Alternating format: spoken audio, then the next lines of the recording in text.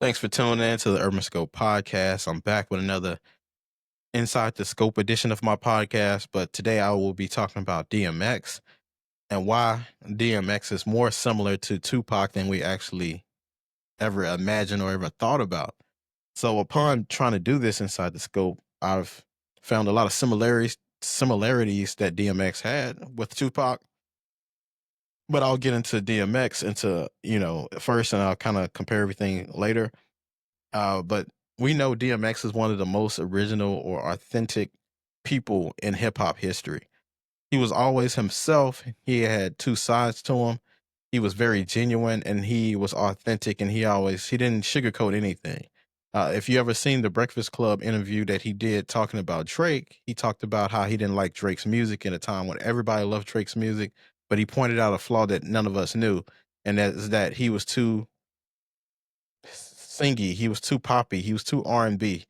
DMX was the first person that had the bravery to say these things, and now people are starting to see these things, especially if you're a hip hop fan, and you're starting to realize that we were sold not a bill of goods, but we were sold something that we thought that we initially thought we were getting, but we didn't end up getting that. But DMX was the first to do so, and he took some heat for that. But now everybody is starting to see it. But DMX is one of those rare artists in hip hop that didn't really have a comp for. So unless you want to say Ja Rule, but Ja Rule did a lot of singing on the hooks and things like that. But they had that deep voice, that baritone sounding voice, that very aggressive style. DMX had that. Now other artists have the aggressive style, but they don't have the voice like DMX had. They don't have the passion for the art like DMX had, and he was very passionate. And rest in peace to DMX as well. But he was the closest thing to Tupac in personality, because I talked about earlier the two sides that DMX had, like just like Tupac's had. And Tupac talked about this. He has the side where he's gangster and where he's hardcore, but he also has that soft, loving side. The side that shows that he is still a person at the end of the day. He's not just one mode all the time. And when I mean two sides, um, with DMX, he had a gangster side or a party side, but he also had that softer, more introspective side, and which usually included his sermons because he was very religious as well.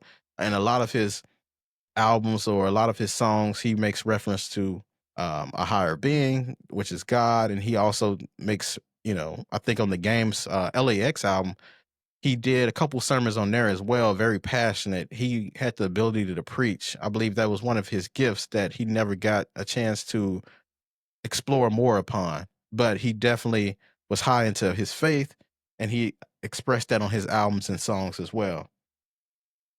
Um, but yeah, he was just different because he was authentic. He was very real. He always gave you him and not the representative that we always talked about.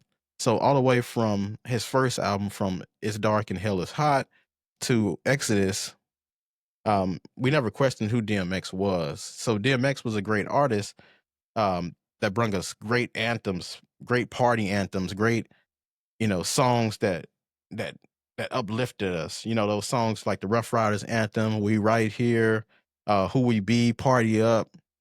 Great party records. But he also brought us great music that gave us introspective side of him. Songs that I love, like Slippin', which is my favorite DMX song because he talked about his hard times growing up. And this was the lead single from Flesh of My Flesh, Blood of My Blood. A song that he talked about his life and innermost thoughts. So on the song Slippin', he says, "If I'm strong enough, I'll live long enough to see my kids doing something more constructive with the time than biz." So he was talking about, his troubled past and how he was always in and out of jail and things like that, and how he wanted to live a more constructive life, meaning put his time more in music so he can spend more time with his kids than being locked up. Now, if you read his book Earl, which, his real name is Earl Simmons, so the book was named after his first name in Earl. It was a very passionate story about his life, a true account of what he went through as a kid and troubled youth and being kicked out of the house at the early age, finding his love for dogs, which, the dogs was the only friends he had on the street when he was out by himself. So he always could feel like he can trust them. Which on one of his songs, I believe this song, he talked about that. I never gave him, a walk about much but my dogs.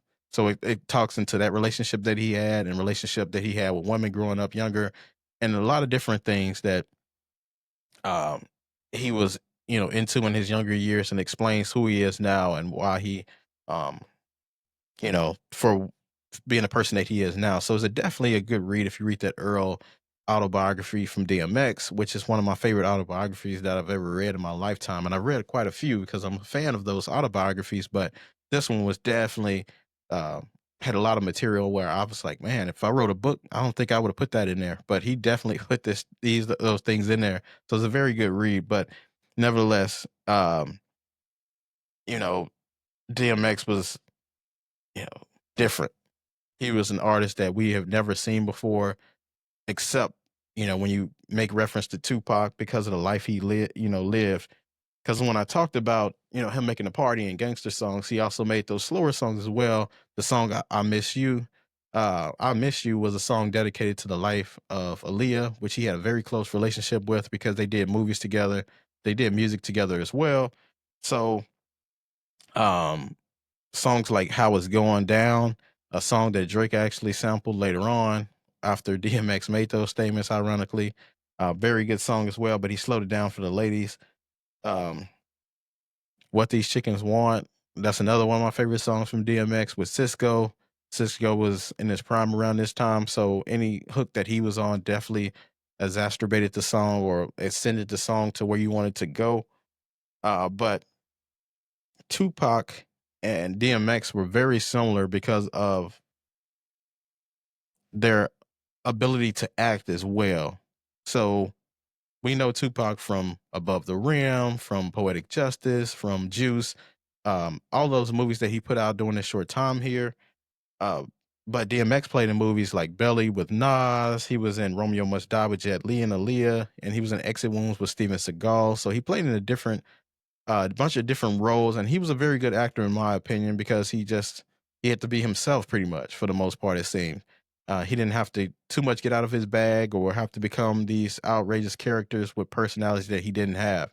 He was pretty much staying in pocket with these acting roles, but he was more than just an actor. He was a personality. He was an artist. He was a poet.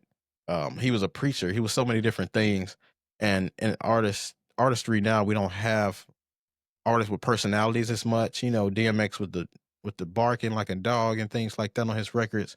We don't really have people that have those uh, standalone personalities like that anymore. Kind of like DMX had, or like Tupac had, or like even Biggie to some degree had that laid back style that that he was real cool and real chill and you know what to expect from him. We really don't have that anymore.